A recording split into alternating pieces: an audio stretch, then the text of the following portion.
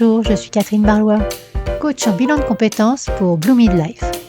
Après des années comme chef de projet dans la recherche clinique, je suis devenue coach et je vous accompagne pour trouver votre voie professionnelle dès maintenant.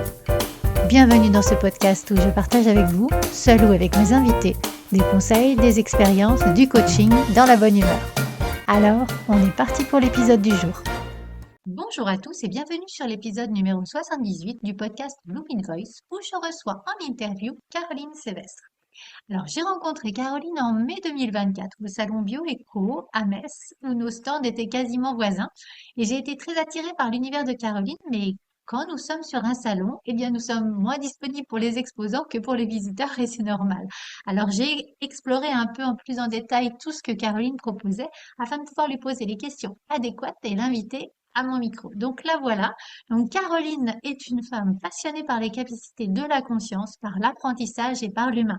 Donc, comme vous allez l'entendre, elle a débuté sa carrière en tant qu'orthophoniste et elle est encore orthophoniste, mais son chemin l'a conduite bien au-delà des soins traditionnels avec un parcours enrichi par la médecine traditionnelle chinoise et les thérapies quantiques. Donc, Caroline intègre aujourd'hui une approche multidimensionnelle dans son accompagnement thérapeutique.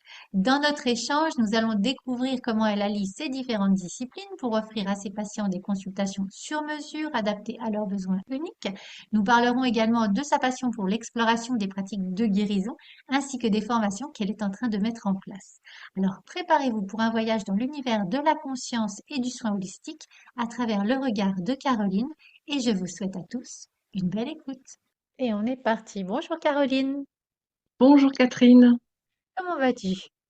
je vais très bien, j'espère que toi aussi. Ah bah écoute, parfaitement bien. Voilà, on est toutes les deux, on passe un bon moment et on va passer un bon moment, donc c'est parfait. Alors, Tout à fait. en fait, donc, Caroline, en fait, tu es là pour parler un petit peu de ton parcours, mais avant de vraiment sauter dans le grand bain, est-ce que tu pourrais te présenter et présenter rapidement ton activité? Parce qu'on va aller bien sûr en détail par la suite. Mhm. Alors moi je suis Caroline Sevestre et je suis orthophoniste en libéral depuis 20 ans et je suis diplômée de l'école d'orthophonie de Nancy en 2004. Mhm. Je suis spécialisée dans l'accompagnement des patients adultes qui ont rencontré des accidents de vie et je suis par ailleurs thérapeute holistique.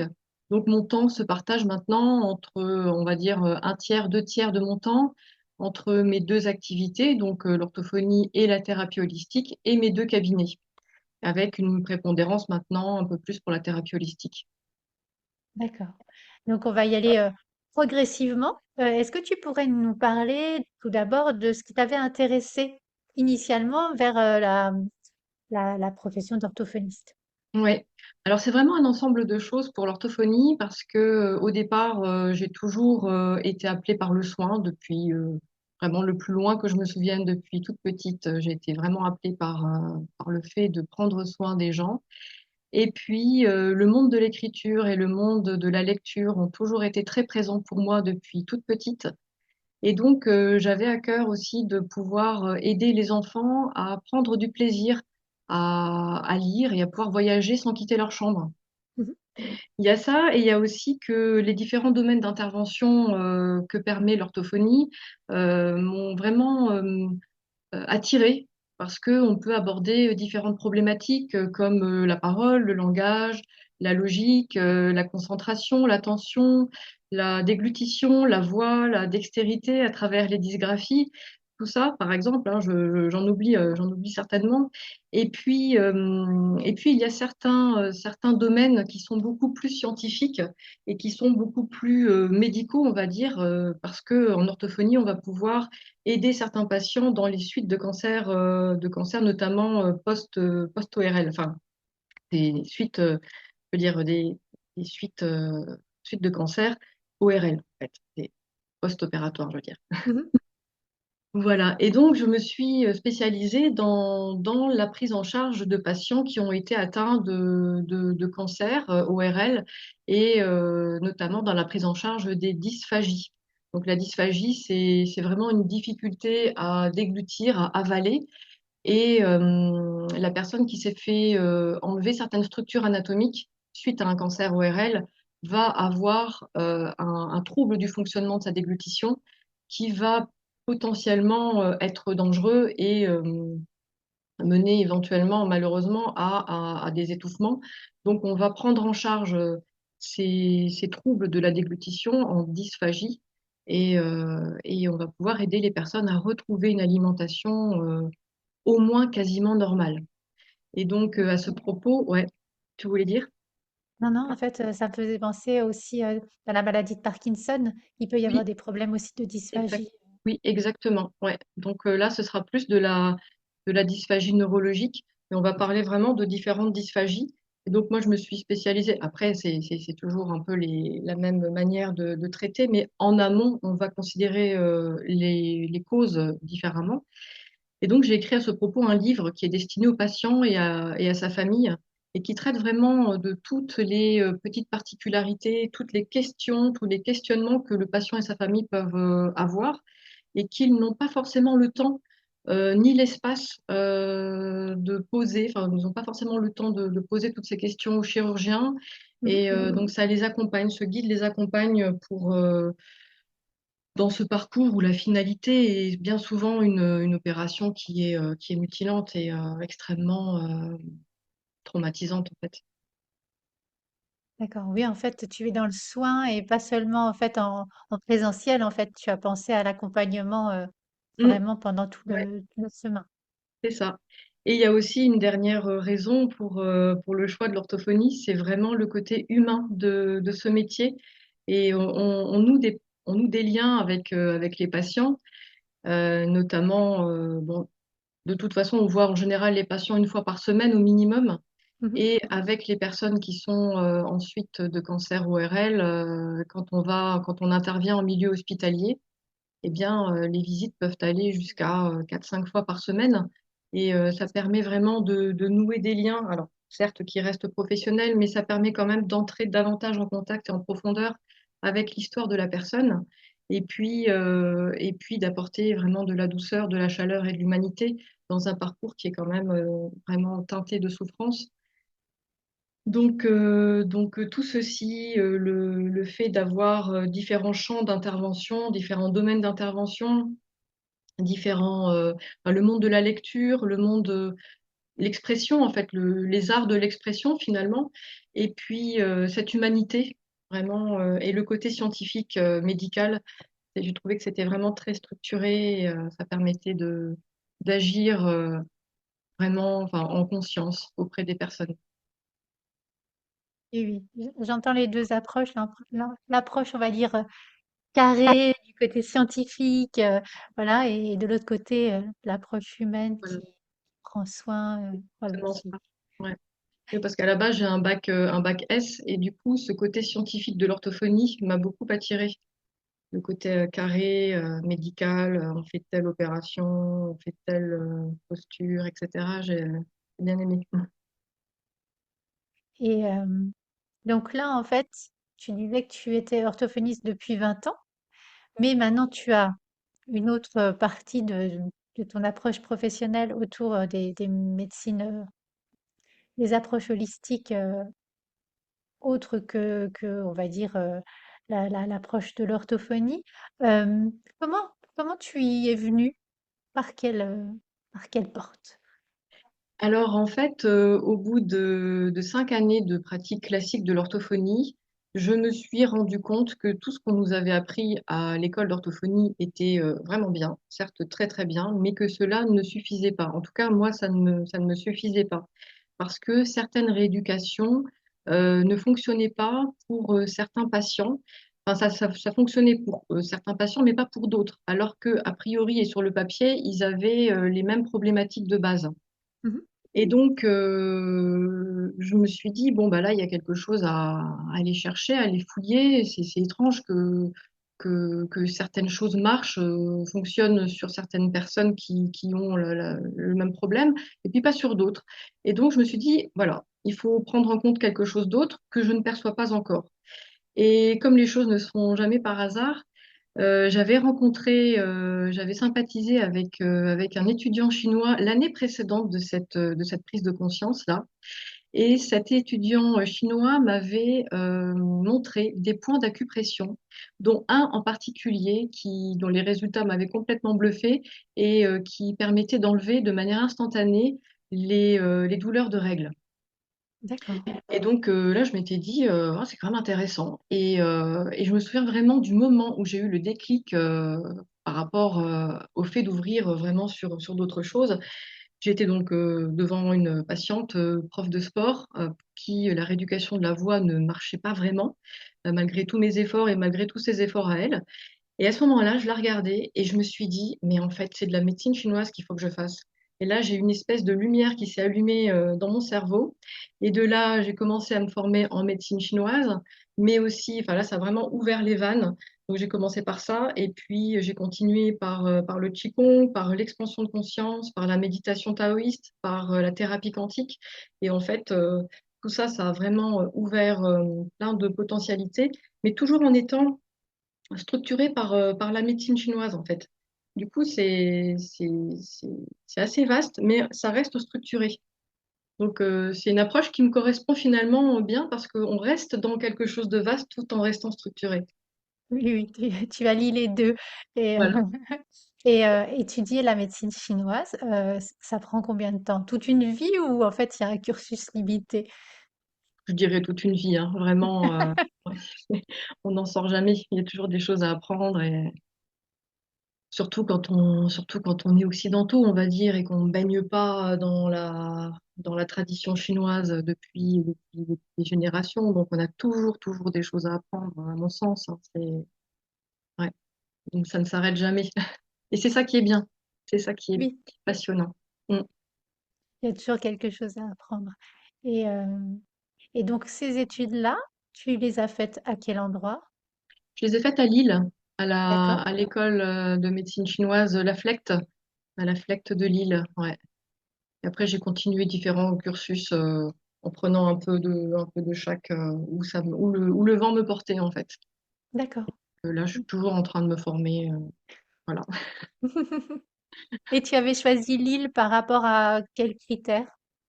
Alors parce que à l'époque, en 2009, quand j'avais commencé à m'intéresser à ça, quand j'ai pris la décision de commencer cette formation, donc en septembre 2009, un petit peu avant, donc j'avais fait un peu tout un check de toutes les possibilités, toutes les écoles qui existaient. À l'époque, il n'y en avait pas énormément parce qu'en 2009, c'était pas trop connu encore. Et donc, je voulais absolument quelque chose qui soit sérieux, quelque chose. Alors, j'avais sélectionné une école qui me paraissait bien, mais elle était dans une sorte de hangar, en banlieue parisienne. Et ça ne me plaisait pas du tout. Je trouvais que le lieu ne faisait pas trop sérieux, alors que l'école que j'ai choisie par la suite, donc la FLECT, était hébergée dans une université. Et ça, je trouvais que c'était un gage de sérieux ouais, de sérieux. Et du coup, je me suis dirigée vers Lille aussi parce que Paris, je connaissais déjà un peu la ville et je voulais découvrir Lille. Je m'étais dit, je vais faire d'une pierre deux coups. Ça me permettra de découvrir d'autres lieux aussi. Ouais.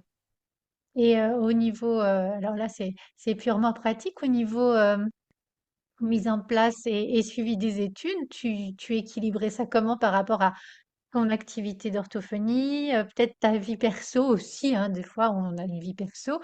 Ouais. Alors, en fait, tout mon temps libre passé dans l'apprentissage, les révisions, les lectures, tout mon temps libre, en fait, en fait, on a souvent un premier cursus de 3 ans. En fait, les Mhm. 3 premières années que j'ai faites à la FLECT, vraiment tout mon temps libre. C'est tous les soirs, tous les week-ends, je n'en sortais pas, quoi. Mais D'accord. bon, voilà, c'était aussi une passion, donc Ah bah oui, oui, je l'entends en fait. euh, Donc, ça ne posait pas vraiment de problème. et, euh, et donc tu te rendais sur place à quel rythme? Une fois par mois, un week-end par mois, ouais. D'accord, Ouais. d'accord. Et puis plusieurs jours à la fin de l'année, on avait 5 jours non-stop à Lyon euh, pour avoir vraiment les examens, pour avoir des cours, parce qu'il y avait l'école invitait des médecins chinois de Chine. Donc Mhm. on avait des cours de médecins chinois qui se déplaçaient à ce moment-là. Donc c'était vraiment hyper intéressant et vraiment passionnant. Puis le fait de baigner dans cette atmosphère-là pendant 5 jours non-stop, tous ensemble, enfin, c'était très sympa. Mm. C'était une promotion de combien à peu près? Je sais plus combien on était. Je crois qu'au début, on devait être, la première année, on devait être peut-être une trentaine, et puis au fur et à mesure des années, on en perdait quelques-uns. Ouais, je sais plus, je saurais plus dire, mais on était, peut-être à la fin, on était une vingtaine, peut-être, 15, je sais plus. Ouais, peut-être 15. Mm. D'accord. Et donc là, au fur et à mesure du temps, tu te formes à la médecine traditionnelle chinoise et donc tu vas commencer à l'intégrer progressivement dans ton métier d'orthophoniste. Ça se passe comment Mm. en fait la fusion? Oui, voilà. Alors, en fait, j'ai intégré la médecine traditionnelle chinoise à la pratique d'orthophonie à travers différents axes, à travers différentes pratiques, notamment la pratique de l'acupression, de l'auriculothérapie qui marche très bien, la pratique des ventouses et aussi l'explication du fonctionnement de son corps au patient pour qu'il puisse comprendre pourquoi je lui proposais certains exercices de respiration, certains exercices d'automassage aussi. Je propose aussi l'enseignement des automassages des organes, donc Mhm. foie, rein, rate, poumon et cœur, et aussi certaines méditations taoïstes et certains exercices de Qigong qu'on peut refaire très facilement chez soi. Et donc, je travaille beaucoup de cette manière. Et j'ai aussi développé ma sensibilité dans ce qui est le ressenti enfin, la perception des méridiens, pour pouvoir ensuite refaire circuler l'énergie dans les méridiens du patient. Parce que quand le patient est opéré au niveau de la gorge, on va avoir des méridiens qui sont coupés. Et donc, le flux énergétique est coupé lui aussi. Donc, l'idée, ça va être de restructurer, de reformer le méridien pour ensuite refaire circuler l'énergie à l'intérieur des méridiens pour que le patient puisse récupérer son autonomie au maximum. D'accord. Mm.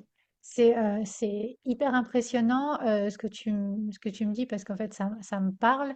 Et ma question c'est le fait de remettre en circulation cette énergie, tu l'as fait de façon empirique ou en fait ça faisait aussi partie de tes cours? Alors, je l'ai fait de manière alors intuitive au début parce que je me suis dit, ouais, là, c'est évident que tout est coupé. Et après, j'ai retrouvé, entre guillemets, par hasard, des enseignements qui expliquaient ça dans différents ouvrages de médecine chinoise. Donc, je me suis dit, bah, c'est logique, c'est très bien et on va continuer dans ce sens. Et donc, j'ai vraiment, vraiment développé ça. Aussi par rapport à la sensibilité que peuvent avoir les patients au niveau des cicatrices, avec parfois des œdèmes, etc. Donc là, je peux travailler vraiment en conscience et je sais vraiment ce qui se passe pour vraiment remettre de la fluidité dans la circulation énergétique de la personne. Je donne aussi des conseils en diététique chinoise adaptés à notre mode de vie occidental, bien sûr. On ne va pas commencer à essayer de chercher plein de choses qu'on n'a pas chez nous. Mais du coup, j'explique un peu le fonctionnement du corps en fonction de ce qu'on va manger et quel impact ça peut avoir sur l'énergie de la personne. Parce qu'une personne, si elle mange assez peu ou trop de choses, par exemple des laitages de vaches qui apportent énormément de froid et d'humidité à l'intérieur du corps, en fait, ça va léser l'énergie de la rate. Et comme la rate est vraiment le centre, c'est vraiment la terre, le centre, elle va permettre d'être vraiment en bonne santé. Et si la rate n'est pas en bonne santé, si elle est en déficit énergétique, on va rencontrer plein de problématiques. Et donc, j'explique tout ça aux patients pour qu'ils comprennent bien que les suites, par exemple, les suites opératoires, mais il n'y a pas que les suites opératoires, il y a aussi chez les enfants. Par exemple, chez les enfants, des problématiques de concentration, des problématiques d'attention, des problématiques de mémoire même peuvent être dues à une énergie de la rate qui est lésée. Et donc, souvent, je demande aux enfants ce qu'ils ont mangé le matin. Alors, j'entends vraiment des choses assez impressionnantes. Et du coup, bah, je me dis, bah, quand on voit l'enfant, comment il est, avec vraiment souvent, je pense notamment à une petite fille qui avait vraiment le regard éteint. et qui était très amorphe. Et en fait, le matin, elle mangeait du yaourt liquide froid qui sortait vraiment du frigo, et puis des petits gâteaux Oreo, là, plein de sucre. Du Mhm. coup, le sucre, le froid, plus enfin, la température froide, plus le froid du yaourt, en fait, ça lèse énormément la rate. Donc après, l'enfant n'a pas suffisamment d'énergie pour pouvoir, il ne peut pas mobiliser suffisamment d'énergie pour entrer dans les apprentissages de manière correcte. Donc j'interviens là-dessus et ça me permet vraiment d'appréhender le patient de manière beaucoup plus globale et d'avoir des résultats, on va dire, plus intéressants, à mon sens, en tout cas, que ce que je pouvais avoir avant quand je ne faisais que de l'orthophonie conventionnelle. Oui, en fait, tu as trouvé ce qui était une belle complémentarité par rapport à ton approche du patient dans son Ouais, ensemble, en fait. ouais, ouais. Ouais. Et moi, j'ai encore une question parce que tu vois, je détricote, mais étape par étape. Donc, tu parlais de la médecine traditionnelle chinoise. Après, tu nous as parlé du Qigong. Et là, tu l'as appris également pendant tes cours ou c'est quelque chose que tu as rajouté en plus parce que tu sentais qu'il y avait quelque chose de nécessaire à rajouter?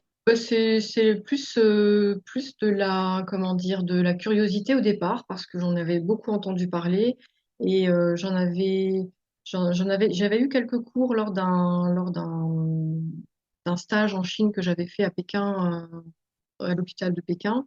Et donc, on avait eu un professeur de Qigong qui était venu nous faire des cours et ça avait vraiment euh, attisé ma curiosité. Et après, j'avais fait une formation dans une autre école de médecine chinoise, juste de Qigong, en fait, une petite formation pour vraiment comprendre déjà les bases du Qigong.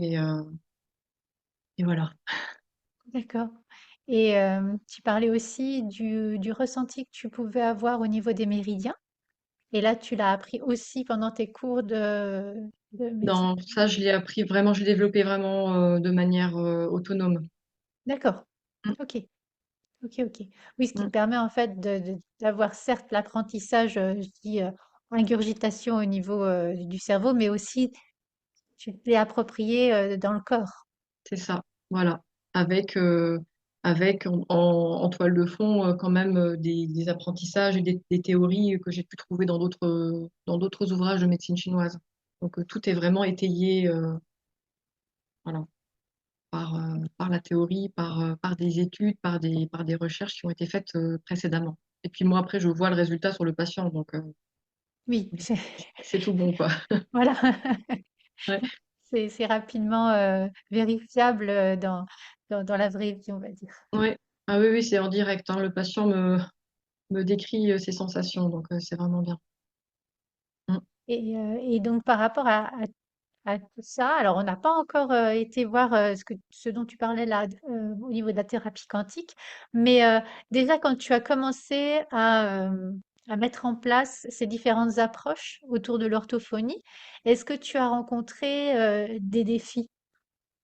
Oui, oui, oui, oui, beaucoup. Notamment déjà le fait de sortir du cadre. Ça, c'est sûr que surtout il y a quelques années, donc ça fait là on est en 2024, donc en 2000, à partir du moment où j'ai commencé à être diplômée, donc autour de 2012-2014, et ben, il a fallu s'autoriser à sortir du cadre. Déjà ça, c'était pas évident. Et puis aussi la peur du rejet aussi, hein, la peur du rejet de la part des patients, parce que bah, quand on leur propose quelque chose qui n'est pas comme d'habitude, voilà, la peur du rejet, et puis la peur du rejet par les patients, la peur du rejet par les confrères et les consoeurs aussi. C'est une chose qui s'est produite il n'y a pas très longtemps, là, et par un rejet assez important par des confrères et consoeurs qui n'étaient pas du tout informés ni ouverts sur les bienfaits de la médecine chinoise, qui quand même est une science vieille de 4000 ans, donc on a quand même un certain recul. Et il faut dire aussi que la médecine chinoise, depuis 2018, figure à la CIM 11 de l'OMS, qui invite largement à l'ouverture des médecines traditionnelles. Et la médecine chinoise est également complètement intégrée dans certains services hospitaliers de certains hôpitaux, notamment l'hôpital de la Pitié-Salpêtrière. Donc, Mhm. voilà, enfin, c'est quand même un gage de sérieux, un gage Mais bon, des fois, il faut faire face à des choses un peu virulente, mais bon, c'est pas grave, il a fallu passer là-dessus. Et puis donc, par rapport au rejet éventuel des patients, c'était plus une crainte que j'avais. Et en fait, il n'y a jamais eu ni de refus. Et tous les gens ont été vraiment ravis par la suite des résultats. Et ils m'ont dit, mais franchement, si j'étais pas tombée sur vous, je sais pas où est-ce que j'en serais en fait. Donc voilà. C'est, c'est plus, oui, voilà, l'histoire de sortir du cadre.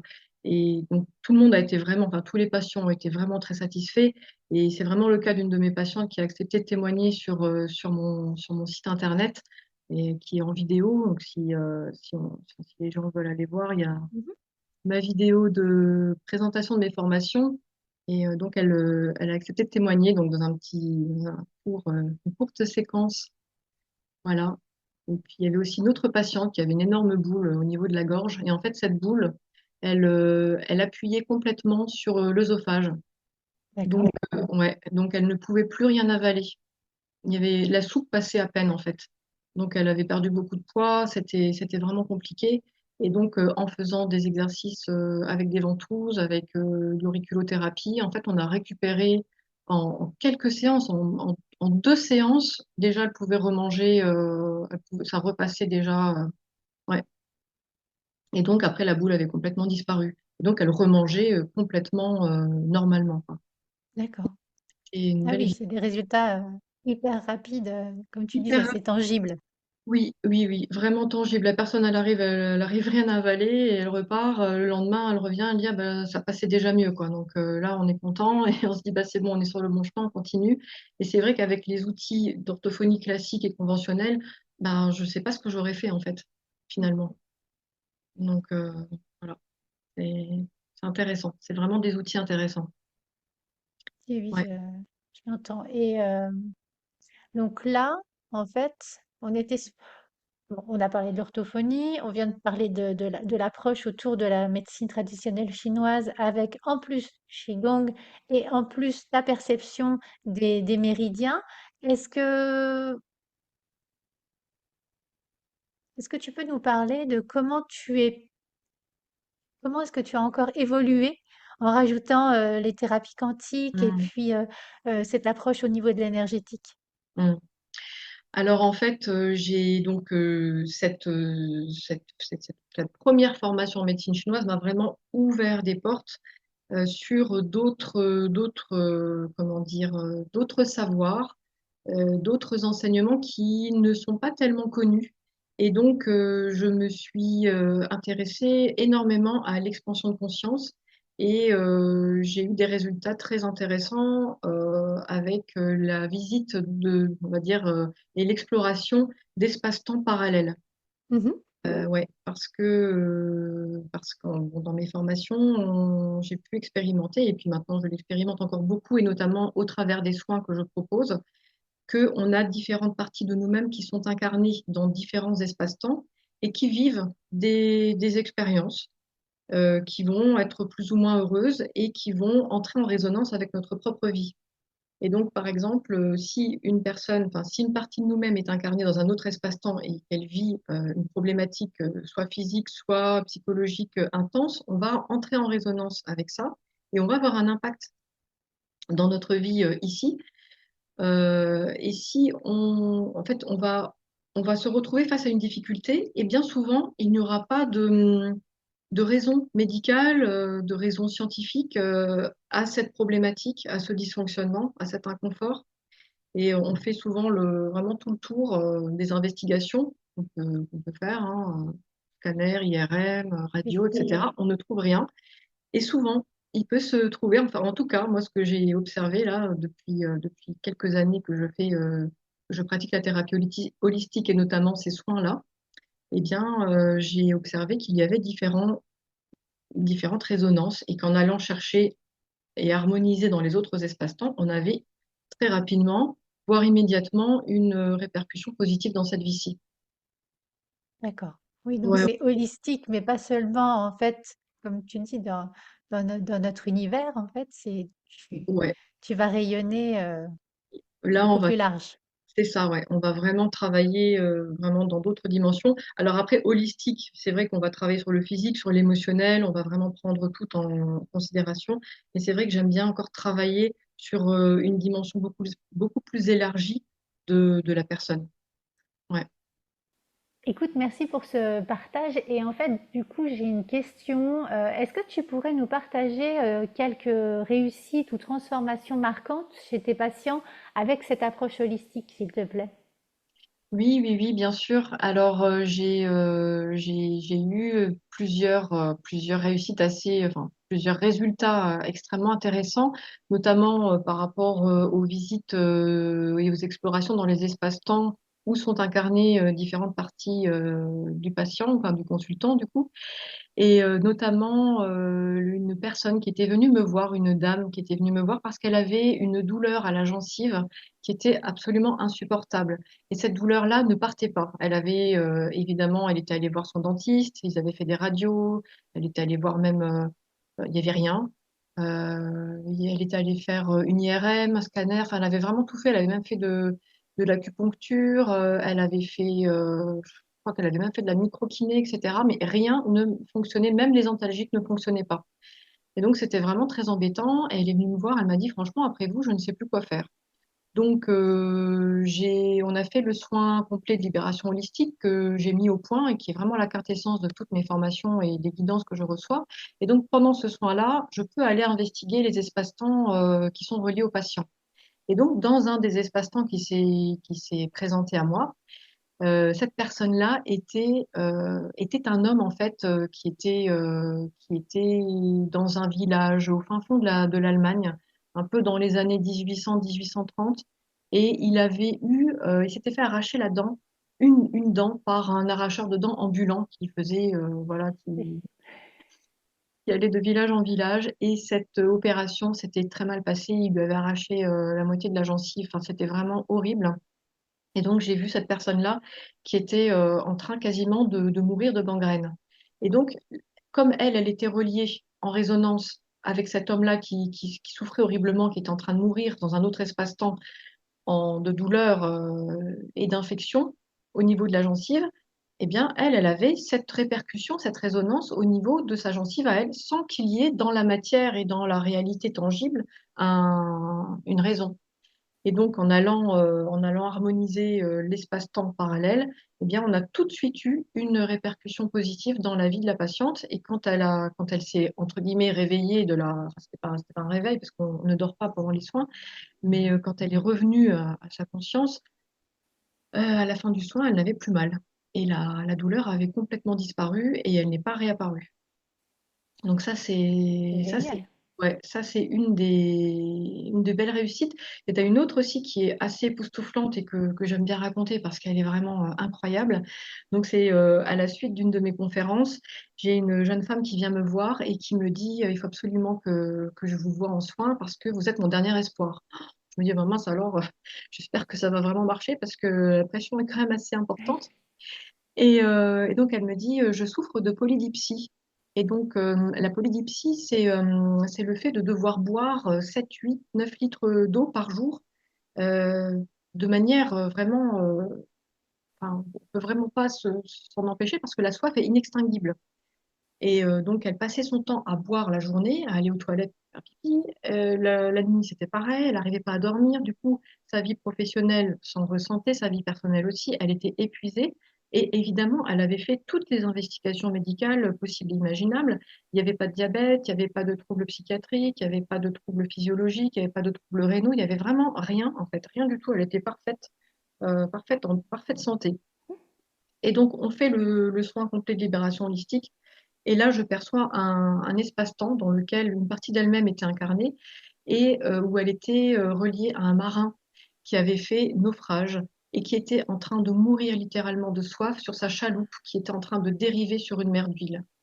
Et, euh, et je me souviens encore bien de cette vision-là parce que je suis arrivée vraiment au-dessus de la chaloupe, quoi. J'ai vraiment encore cette vision de la chaloupe vue d'en haut et de ce marin-là. Il avait deux acolytes là étaient aussi en train de mourir de soif et ils étaient voilà, à deux doigts de mourir. avec la langue toute dure, enfin toute sèche, enfin, c'était vraiment horrible. Donc voilà, j'ai pu intervenir là et puis au retour du soin, à la suite du soin, donc elle buvait de nouveau normalement, sachant qu'à l'anamnèse, juste avant le soin, elle buvait, elle buvait, elle buvait et elle ne pouvait pas s'arrêter de boire. Et je me disais, et elle-même se demandait si elle allait pouvoir tenir pendant le soin qui dure à peu près 1 heure et demie, 1 heure trois quarts, 1 heure trois quarts, si elle allait pouvoir ne pas boire pendant le soin. Et donc, à la suite du soin, elle a retrouvé une soif normale, quoi. Et donc, ça, c'est des, voilà, il y avait ça. Il y a aussi un autre résultat assez incroyable aussi par rapport à du vitiligo que j'ai eu, ouais. Et donc là, pareil. Et là, ce soin s'est fait à distance. D'accord. Je me suis connectée à la personne qui était chez elle en état de relaxation. Mhm. Donc, moi, j'étais au cabinet. Je me suis connectée à elle et donc je suis allée visiter ses espaces-temps. Donc là, j'avais même pas de contact physique avec elle parce que dans le soin complet de libération holistique, il y a différentes manipulations au niveau du corps qu'on va faire. Mais là, c'était uniquement vraiment en expansion de conscience. Et là, donc, j'ai pu aller visiter les espaces-temps. Et en fait, la personne était reliée à un homme qui était en Afrique. Donc, c'était un Africain. Donc, je me suis retrouvée vraiment à la porte de sa case et j'ai rencontré en fait un Africain, un homme noir qui était assis sur son lit et qui était dans un état de désespoir vraiment avancé. Et donc, je lui ai demandé pourquoi est-ce qu'il était dans cet état-là et il m'a dit bah, parce que c'est mieux d'être blanc. Alors, en fait, il était dans une époque où il y avait l'apartheid, etc., et que les Blancs avaient plus de pouvoir, etc., qu'il y avait vraiment tout ce racisme-là ambiant. Et donc, on lui avait mis dans la tête que c'était mieux, que le Blanc avait plus de valeur, etc. Donc, je lui ai expliqué plein de choses. Et à ce moment-là, et donc, du coup, comme lui voulait devenir blanc, Mhm. personne dans notre espace-temps-là, elle se dépigmentait. Donc, elle avait des grandes plaques blanches sur la peau, en fait. Donc, enfin, j'ai harmonisé l'espace-temps, j'ai harmonisé sa situation. Et alors là, ça a mis un peu plus de temps dans la matière, évidemment, parce qu'il faut quand même que l'ADN Oui. se remette, etc. Et puis qu'il y ait une reproduction de cellules, de mélanine. Et au bout d'un an ou 1 an et demi, je crois, la personne m'envoie une photo de sa main où elle avait une grosse tache blanche à l'époque. Et là, la main était quasiment repigmentée. Et donc, elle m'a dit, voilà, c'est en cours, je suis en train de me repigmenter, c'est génial. Je me suis dit, ah, c'est cool, hein.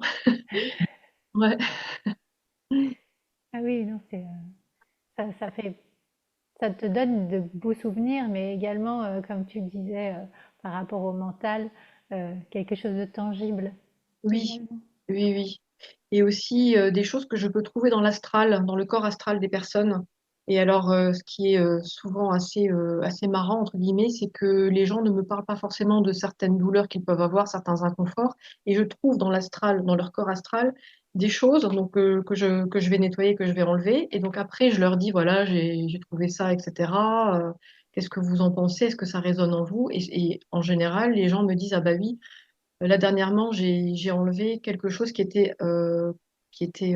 accroché à l'oreille de, d'un jeune homme qui était venu me voir en soins. Mhm. Et donc, je lui enlève à la fin de la séance, je lui dis, bah voilà, il y avait ça au niveau de votre oreille. Et il me dit, ah bah oui, bah c'est vrai, j'ai plus d'acouphènes. Il me dit, bah d'habitude, j'ai des acouphènes, j'en ai tout le temps, et là, il a disparu. Et voilà, moi, je lui ai dit, bah, surveillez, vous verrez bien s'il revient ou pas, on peut pas savoir, hein, peut-être que ça peut revenir.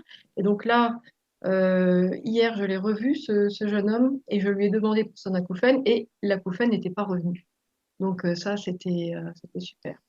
Et pareil, enfin, j'ai plein d'exemples comme ça, de choses que je peux trouver dans l'astral et qui peuvent arranger les douleurs des gens. Mm.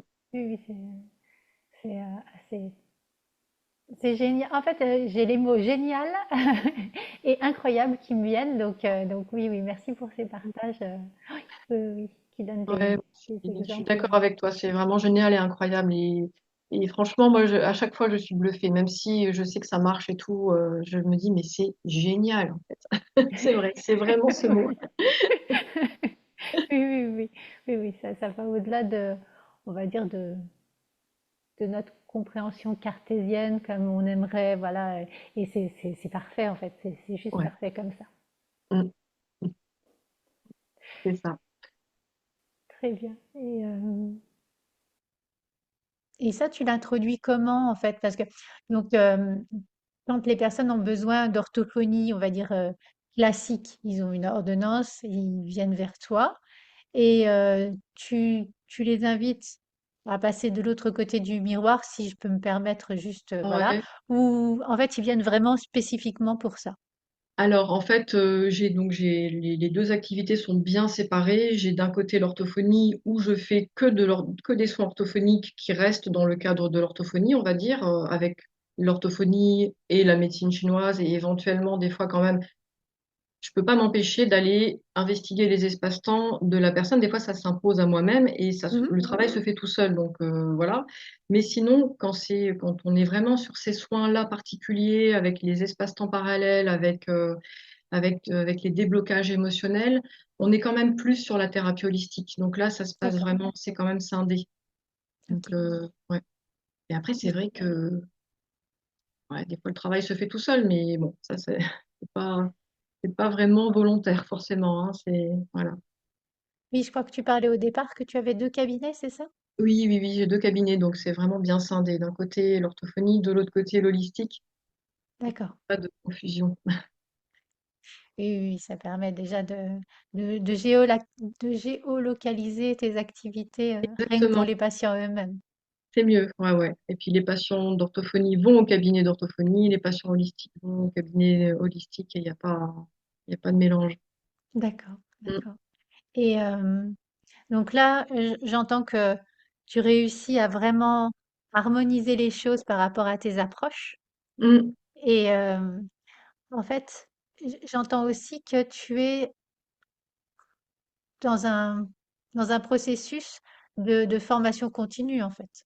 Oui, ouais. Donc en fait, là, moi, je propose maintenant des formations.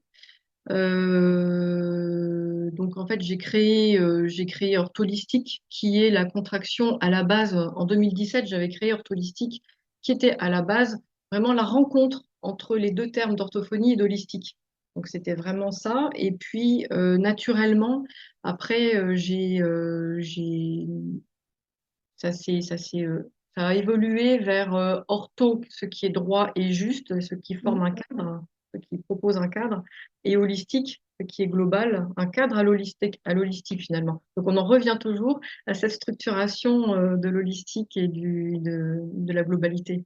Mhm. Et donc, du coup, j'ai créé donc Ortholistique, qui est un organisme de formation et qui est certifié Calliope. Donc, ça permet aux gens qui sont aux personnes qui sont à leur compte de profiter, entre guillemets, de bénéficier des financements FIFPL. Donc, ça, c'est quand même intéressant. Et dans ces formations-là, je propose, en fait, ces formations vont s'adresser aux professionnels de la santé, donc orthophonistes, kinés, médecins, aides-soignantes, infirmières, etc., mais aussi aux thérapeutes, psychologues, psychothérapeutes, hypnothérapeutes, etc. aussi, et également aux particuliers qui ont envie d'intégrer dans leur vie personnelle une, une vision beaucoup plus globale et euh, comment dire, des bonnes pratiques aussi pour être en bonne santé, pour intégrer de la prévention dans leur vie, prévention santé, prévention bien-être. Et donc toutes ces formations-là, en fait, je les ai formées, je les ai fabriquées comme si elles étaient pour moi, par D'accord. rapport à des problématiques que j'avais pu rencontrer, et elles sont vraiment hyper évolutives. Donc la première, comment dire, la première partie, il y a une grosse formation qui est sous forme de 12 sessions. Donc en fait, c'est 12 portes. Et la première porte, c'est la relaxation. Alors pourquoi la relaxation? Parce que ça va permettre d'intégrer enfin, dans cette formation, on va intégrer que la relaxation est vraiment constitue la première porte pour accéder à différents espaces de conscience, euh, pour, euh, pour intégrer une vision différente du monde, en fait. D'accord. Et, et on va pouvoir aussi comprendre que la relaxation est la première marche pour pouvoir mettre en place des états modifiés de conscience qui vont permettre aussi de pouvoir percevoir l'autre dans toute sa globalité. Donc, on va avoir différentes portes, euh, différentes marches. Qu'est-ce qu'on a comme porte et comme marche? On en a 12 donc. On a la prévention en deuxième, on a l'alimentation, on a la régénération avec les problématiques de burn-out. On a, euh, on a en fait, tout est vraiment évolutif et cela va permettre comment dire, de- d'expliquer pour que ce soit clair, mais c'est tellement vaste. Euh, En fait, on, on va pouvoir évoluer à travers ces 12 portes. On va monter des niveaux de conscience. Mhm. Parce que quand on monte les niveaux de conscience, on va pouvoir intégrer à l'intérieur de nous-mêmes une vision décentrée de ce qu'on peut avoir en général en tant qu'humain. Parce que quand on intègre une vision vue d'en haut, on va plutôt intégrer une vision de l'être. Alors que quand on a une vision vue d'en bas, on va plutôt subir la vie, on va subir les traumatismes, etc. Alors que quand on se décentre, on va pouvoir se rendre compte que finalement, tout a une raison d'être, même si les choses ne sont pas toujours évidentes à vivre. Et donc, au fur et à mesure de ces formations-là, on va pouvoir vraiment se décentrer. On part du corps, on va partir du corps, et on va comprendre les différents fonctionnements du corps, les différents fonctionnements du cerveau, aussi avec les ondes cérébrales qui vont permettre de partir dans des états de conscience modifiés. Et puis, on va ouvrir finalement tout le champ des possibles pour pouvoir expérimenter au maximum, toujours en étant dans un cadre sécurisé et dans un cadre structuré. Donc ça, c'est vraiment important. Et dans la formation Première Porte qui sera disponible fin novembre, on va intégrer différentes techniques et pratiques qui sont des plus usitées aux moins usitées, et c'est ce qui fait une des richesses et un des points forts de cette formation. Et donc, on a cette formation-là qui est proposée en digital, donc les personnes suivent leur formation chez eux.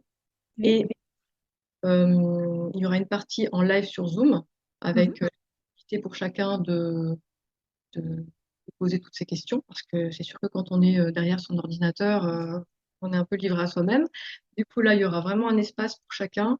Et puis, il y aura aussi la possibilité pour ceux qui le peuvent de se retrouver en présentiel pour pouvoir échanger, pratiquer en réel et, euh, et pouvoir vraiment intégrer la pratique dans la matière, quoi.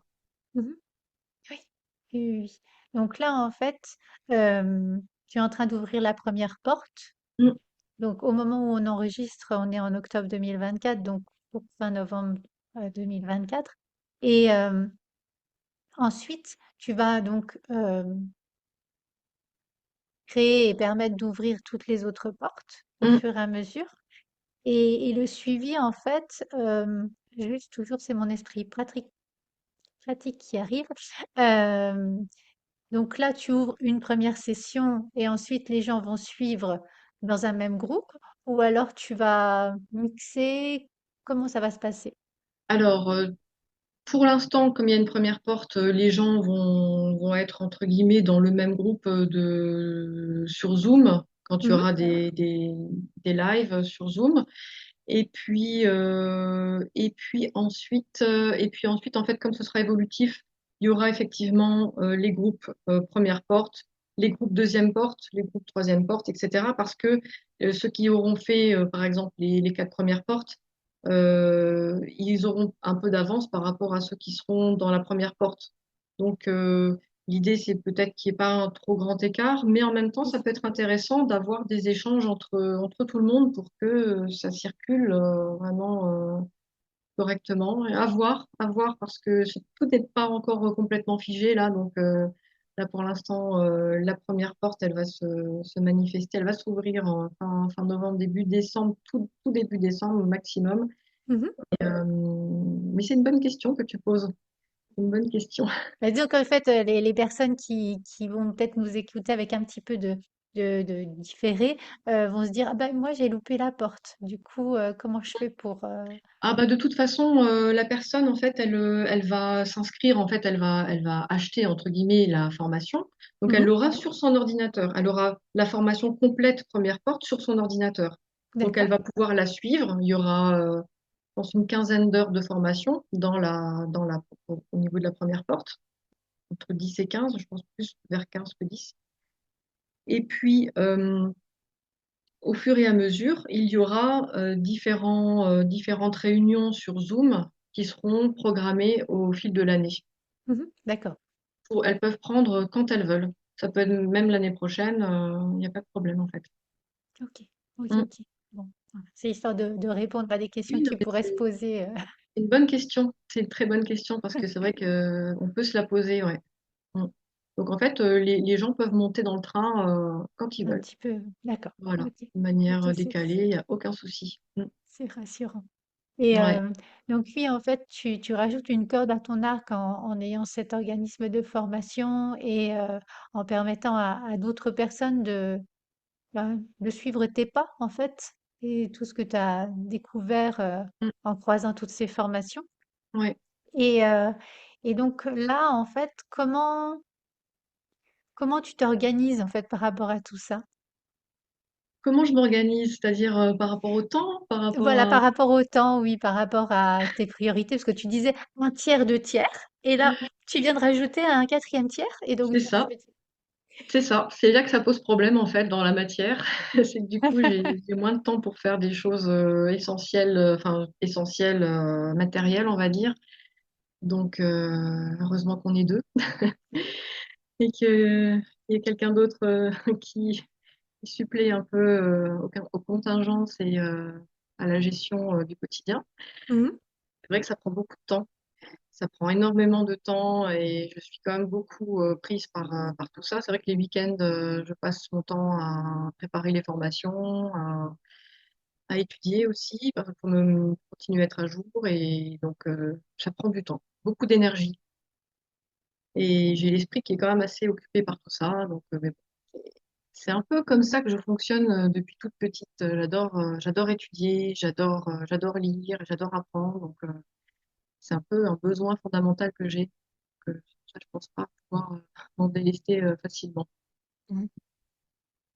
Oui, oui. Et donc, par rapport à ça, donc j'entends que là, tu es quand même dans une période un peu dense Mm. pour préparer en fait la formation, ce qui se comprend. Euh, Par rapport aux éléments de Qigong ou de relaxation, de méditation dont tu parlais, est-ce que tu les intègres dans ton quotidien ou c'est seulement à certains moments? Comment ça se passe? Non, j'ai vraiment besoin de méditer et je pratique la méditation taoïste. Donc quotidiennement, ça m'aide justement à déjà pouvoir, je le fais le soir, donc ça m'aide vraiment à pouvoir descendre un peu en température, entre guillemets, descendre un petit peu en excitation cognitive. Mhm, Et c'est hyper important avant d'aller se coucher parce que ça permet vraiment de baisser un petit peu la pression.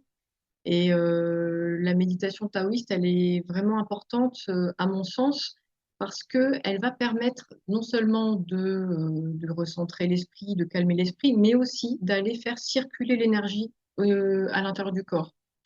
Et sachant que les maladies sont dues à des stagnations de chi et de sang, qui sont dues à des troubles émotionnels qui n'ont pas été résolus ou alors à des coups et des traumatismes, en fait, ça va créer des sortes de stagnation à l'intérieur du corps. Si on n'enlève pas ces stagnations-là, les maladies peuvent apparaître. Donc l'idée, ça va être vraiment d'entretenir le corps et de faire de la prévention pour tomber le moins malade possible, hein, je touche du bois, pour pouvoir tenir dans le temps, parce que ben, tout ce que je fais là en ce moment, c'est quand même très énergivore, et donc la méditation me permet vraiment de me régénérer complètement. Et d'ailleurs, la méditation, et notamment la méditation taoïste, fait partie de la formation et ça constitue la cinquième porte. Donc j'en D'accord. parlerai beaucoup, ouais, j'expliquerai vraiment en quoi ça consiste et je donnerai plusieurs séances de méditation guidée. Et d'ailleurs, je donne aussi des séances de méditation taoïste guidée le jeudi soir sur Zoom pour les personnes que ça peut intéresser éventuellement. Ah ben oui, oui, oui, Ouais, tout à fait. il n'y a même pas besoin de faire forcément la formation, mais simplement ceux qui veulent juste faire la méditation, ils peuvent le faire sur Zoom le jeudi soir. Ok, ok, ok. Ouais, de toute manière, je mettrai le lien vers... c'est sur ton site? Oui, tout est sur mon site, ouais, D'accord. toutes les infos. Donc, oui, oui, oui, tout sera là. Et donc là, on a parlé un petit peu de ta formation qui allait se lancer. On vient de parler de la méditation que tu proposais également. Est-ce que tu proposes d'autres choses autour de ton univers? Alors, je propose. Alors, il y a encore une autre formation qui est prête là et qui va se lancer. Et cette fois-ci, elle sera en live sur Zoom. Donc, les gens, enfin, on sera directement en interaction par Zoom. Donc là, ce sera Mhm. les automassages, les automassages de régulation et des différents organes. Donc, foie, rein, rate, poumon et cœur, savoir comment on s'y prend, qu'est-ce que ça va faire dans le corps, etc. Et ça, c'est vraiment des automassages qui sont essentiels dans la prévention. Ouais, pour régénérer les organes en énergie, pour purger aussi l'énergie toxique des organes, pour régénérer, pour renourrir et pour pouvoir réguler et faire circuler entre les organes. Ça, c'est une D'accord. très bonne, ouais. Et notamment aussi pour les professionnels de santé qui veulent, soit pour les professionnels, enfin, en fait, c'est vraiment pour tout le monde. Ça peut être pour les professionnels de santé qui suivent des patients qui pourraient avoir besoin justement de régénérer un peu leurs organes. Ça peut être aussi pour les différents thérapeutes, mais aussi, par exemple, pour les parents qui voudraient aider leurs enfants, par exemple, des enfants qui ont des troubles de l'attention, les TDAH, etc. Ils peuvent justement se poser, travailler sur les différents organes pour pouvoir faire baisser un peu la pression. Donc c'est vraiment accessible à tout le monde parce que j'ai vraiment à cœur que personne ne se sente exclu en tout cas. Donc ça c'est vraiment important et que tout sera bien expliqué pour que même les gens qui n'ont jamais entendu parler de médecine chinoise puissent comprendre. Et dans tous D'accord. les cas, tout se fait sous forme d'échange. Il y a des questions, des réponses. On prend vraiment le temps. Mhm. Et c'est un petit peu ce que tu disais tout à l'heure que tu expliquais à tes patients, Mm, voilà, à prendre soin d'eux avec voilà, tous ces c'est ça. automassages. D'accord. Mm. Et donc là aussi, d'un point de vue pratique, ça va être certainement marqué sur ton site, mais c'est des sessions que tu fais régulièrement? Là, je la lance en Zoom live la première fois. Donc, il faut que faut que je trouve une date qui aille bien, qui soit confortable pour la plupart des gens. Donc, j'hésite un peu entre le samedi et le dimanche, mais bon, voilà. Et puis oui, je vais faire régulièrement différentes sessions pour que les personnes qui n'ont pas pu suivre puissent Mmh. avoir après la possibilité de participer. Ouais. D'accord. OK. Mm. OK, super. Et, et donc là, en fait, on vient de parler de ton activité professionnelle dite classique, de tout ce que tu as rajouté autour, et puis de comment tu scindes tes activités, et puis la partie formation. Euh, Là, moi, ce que j'aime bien aussi dans mes podcasts, c'est que la personne que j'invite puisse également partager son expérience, on va dire, de mise en pratique de tout ça. Est-ce que tu aurais des conseils à donner à des personnes qui hésiteraient en fait à marier une activité qu'on dit conventionnelle avec d'autres approches thérapeutiques? Alors oui. Déjà, l'idée, ça va être d'apprivoiser le mental parce que on est tous perclus de doutes, enfin, je pense, hein, enfin, Et donc, quand on commence déjà à vouloir s'ouvrir à d'autres pratiques, on se demande si on est légitime, si on est capable, etc. En général, on l'est, ça c'est sûr, parce que les gens sont formés, normalement sont formés. Moi, je propose, enfin, je pense qu'il faut vraiment être très sélectif quand on va choisir ses formations. Je pense que les formations soient suffisamment longues pour qu'on puisse déjà euh, infuser, enfin laisser infuser et vraiment intégrer l'essence de la technique déjà. Et puis après, quand on parle du mental, je pense que le mental, dans notre société en tout cas, il est vraiment, il a pris la place du maître en fait, et il faut lui redonner la place de l'assistant, de l'être. Et du coup, enfin, moi je pense qu'il faut lui réassigner sa place d'assistant en lui donnant des consignes de travail et en lui disant, voilà, on va faire ça. Toi, tu vas observer objectivement ce qui se passe, les résultats. Il faut que les résultats soient objectivables et reproductibles. Donc, toi, ton travail, c'est de faire ça. Et donc, une fois que le mental a observé qu'il y avait vraiment des résultats objectivables et reproductibles, eh bien, il est obligé de lâcher à un moment donné. Et le fait que le mental lâche un peu, ça va permettre aussi à l'être de reprendre un peu plus sa place, de reprendre un petit peu plus de se déployer un peu davantage et de reprendre sa place de capitaine du navire.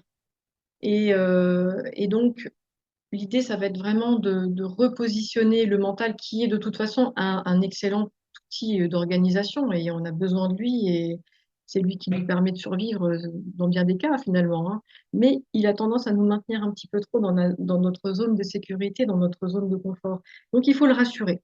Il faut le rassurer de manière avec la raison quand même, hein, finalement. Mais on va essayer de transformer le doute en discernement et en cohérence. Et donc, en fait, on va associer le discernement, la cohérence, l'ouverture, euh, le, comment, ouais, la cohérence, vraiment, l'alignement aussi. On va associer tout ça pour que le mental soit rassuré et que l'être puisse se déployer. Et alors là, on va pouvoir ouvrir tout le champ des possibles dans l'expérimentation. Donc, il faut réussir à switcher ça. Et je crois que c'est vraiment le plus dur. Et aussi, voilà, s'autoriser à sortir un peu du cadre, mais il faut vraiment rester, à mon sens, quand même toujours bien structuré. Je Mm. pense qu'il ne faut pas commencer à partir dans tous les sens. Oui, oui, oui. C'est déployer, mais petit à petit, pour... Voilà, déployer de manière sécurisée, de manière structurée, de manière cohérente, et pour que tout reste, comment dire, construit en fait. Voilà. Mm. oui. Et j'entends derrière, se faire confiance aussi. Voilà, et se faire confiance aussi, ouais, c'est ça. Mm. Oui, oui. Mm. Une fois qu'on a tout structuré, À un lâche moment un donné, peu. ouais, c'est ça. À un moment donné, il faut quand même se faire confiance. Comment c'est la phrase, c'est quoi? C'est saute et le filet apparaîtra. Donc, à un moment donné, il faut y aller et puis voir comment ça réagit. Et oui, oui. Bon, bah, écoute, merci déjà pour ces conseils. J'ai également une question vraiment très pratique. Tu as construit ton réseau professionnel comment et tu as eu tes premiers clients comment? Alors, hors orthophonie, on va dire. Mm. Alors, le réseau professionnel, il s'est construit vraiment, entre guillemets, par hasard, avec vraiment une mise en résonance et une loi d'attraction, on va dire, avec des personnes qui sont apparues dans mon champ de vision comme par magie. Donc c'était vraiment génial. Et très belles rencontres, enfin, comme toi par exemple. D'autres personnes aussi qui m'ont aidé à mettre en place le projet, mon site internet par exemple, le vidéaste qui a fait l'équipe de vidéo qui a fait ma vidéo de promotion pour les formations.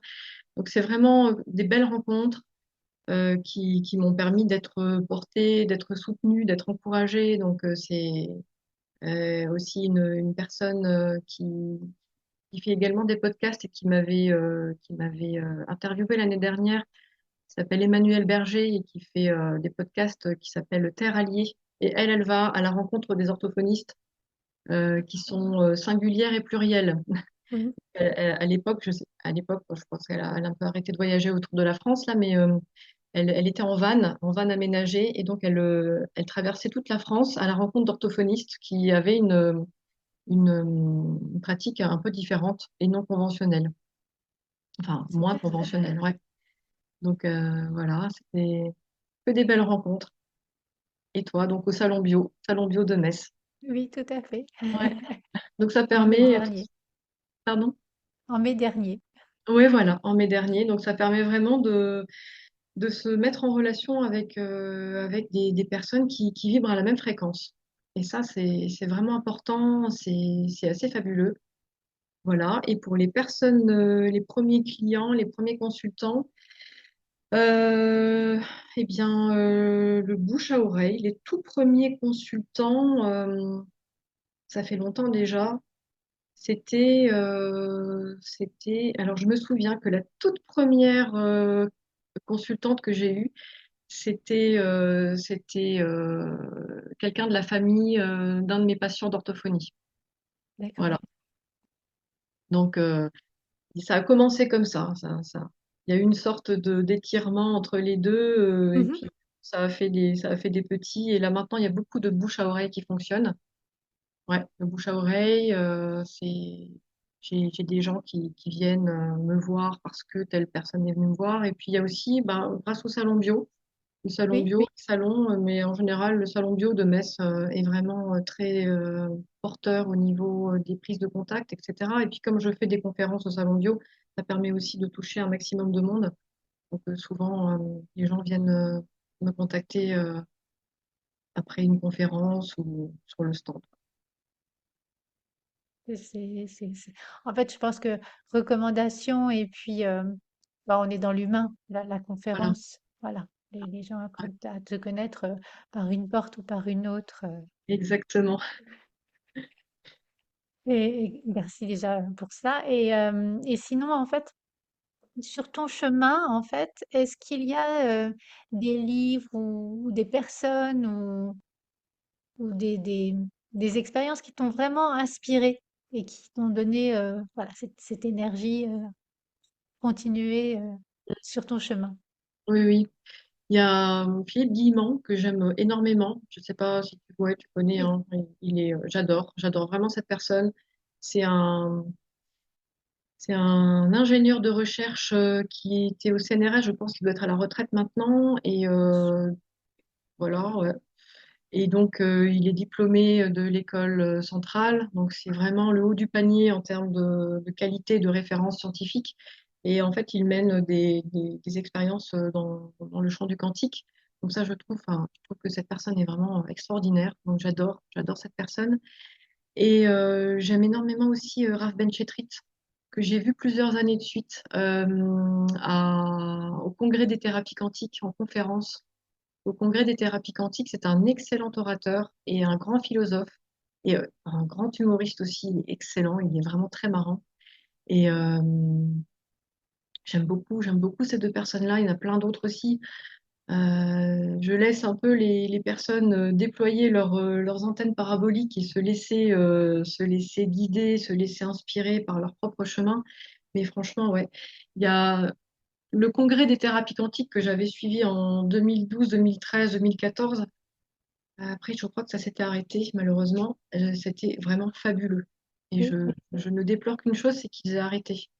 Parce qu'on avait énormément de scientifiques qui venaient faire des conférences. C'était hyper intéressant, c'était hyper nourrissant au niveau mhm, des énergies, au niveau des idées, au niveau des projets. Et on se rendait bien compte que il y avait énormément de scientifiques qui étaient là. Donc, c'était enfin, je dis ça parce qu'il y a tellement de gens qui doutent, qui oui, oui, remettent. oui. Voilà, je dis ça. Et en fait, il y avait des scientifiques du monde entier qui étaient là, qui proposaient leurs conférences. Donc ça a été très, très porteur pour moi, ouais. Mm. Et juste parce qu'on arrive à la fin de cette interview, est-ce qu'il y aurait un message que tu aimerais transmettre à ceux qui se sentent appelés vers d'autres approches thérapeutiques complémentaires, mais qui hésitent à faire ce pas? Alors je dirais un peu ce que j'ai dit tout à l'heure par rapport au mental. Et puis j'ajouterais qu'il faut, comme tu l'as dit, se faire confiance, mais tout en restant bien dans un cadre qui reste sécurisé et je dirais attention à rester vraiment très professionnel. Ça, c'est sûr, c'est hyper important ça pour moi, parce que dès qu'on touche à la santé, dès qu'on touche au bien-être, etc. On peut, même sans le vouloir, influencer la vie des gens. Donc il faut vraiment rester droit pour que la personne reste absolument maître ou maîtresse de ses propres décisions. Ça, c'est vraiment hyper important. Ne pas s'imaginer qu'on sait tout, ça c'est sûr, parce que c'est, à mon sens, c'est la personne qui sait le mieux. Mais en tout cas, pour revenir vraiment au fondement de ta question, je crois qu'on est en train de s'ouvrir à différentes méthodes, de plus en plus, à différentes. Et en fait, non, on n'est pas en train de s'ouvrir. On est en train de se réapproprier des méthodes et des savoir-faire, des savoir-être qui existent depuis des millénaires. En fait, c'est plutôt ça. Donc oui, se reconnecter à sa connaissance directe, se reconnecter à son être, pouvoir œuvrer davantage, ouais. Et l'idée, c'est plus, plus on sera et je pense que plus on pourra apporter plus de souplesse dans ce monde, plus de circulation de l'énergie. Mm. Oui, Ouais, ce sera important. Mm. De revenir, on va dire, à l'essentiel. voilà, c'est ça. Mm. Ouais. Oui, oui. Mm. Écoute, merci beaucoup. Merci Caroline pour tous ces partages. Euh, Avant de te laisser filer, j'ai deux dernières questions. La première, c'est si des personnes souhaitent te contacter, comment font-elles? Et la deuxième, ce sera quelle phrase te garde motivée au quotidien? Voilà, tu le fais dans le sens que tu veux. D'accord.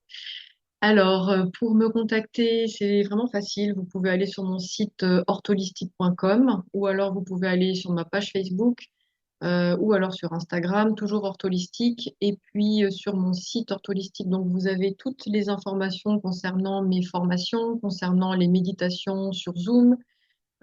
Et aussi, vous avez un formulaire de contact. Donc, voilà, vous pouvez me contacter par le formulaire de contact. Il y a aussi mon numéro de téléphone. Je fonctionne beaucoup plus par SMS. En tout cas, pour la prise de contact, c'est plus facile pour moi parce que voilà, c'est facile. Donc après, je vous rappellerai. Mais voilà, il y aura toujours une réponse. Et puis, voilà, Facebook ortholistique, tout simplement. Il y a pas mal de choses déjà. Bon, des fois, j'ai un peu de mal avec les réseaux, comme je fais beaucoup de choses en ce moment. Des fois, j'ai du mal Ah bon, je comprends pas. à prendre du temps pour aller sur Facebook et poster des choses parce que, mine de rien, poster, ça prend du temps quand même si on veut que ce soit un peu intéressant. Donc, voilà, si c'est pas hyper régulier, faut pas m'en vouloir. Et puis, pour terminer, la phrase qui me tient à cœur vraiment, c'est chaque respiration est un message de l'univers. Merci. Et là, en fait, du coup, tu as dit le mot respiration et je me suis dit, ah, je respire. Ouais, Ça a été, voilà, le mot déclencheur. Merci beaucoup. Merci Caroline. Merci pour tous ces partages, pour voilà, tout ce que tu nous as fait découvrir aujourd'hui et qui merci était beaucoup. peut-être au-delà de ce qui était envisageable pour certains. Donc c'est très bien d'ouvrir des portes, voilà. Mhm. Et donc j'ai hâte de voir cette première porte de début décembre s'ouvrir, voilà. Et donc je mettrai les liens oui, quand la vidéo paraîtra. Mais en tout cas, merci beaucoup à toi, Caroline, et puis je te dis à très bientôt. Si cet épisode vous a plu, n'hésitez pas à le liker, à le partager, à mettre 5 étoiles sur votre plateforme d'écoute préférée. Et je vous souhaite une belle semaine. On reste en contact et merci pour ton univers. Merci à toi, Catherine. Merci beaucoup. À bientôt. À bientôt. Merci.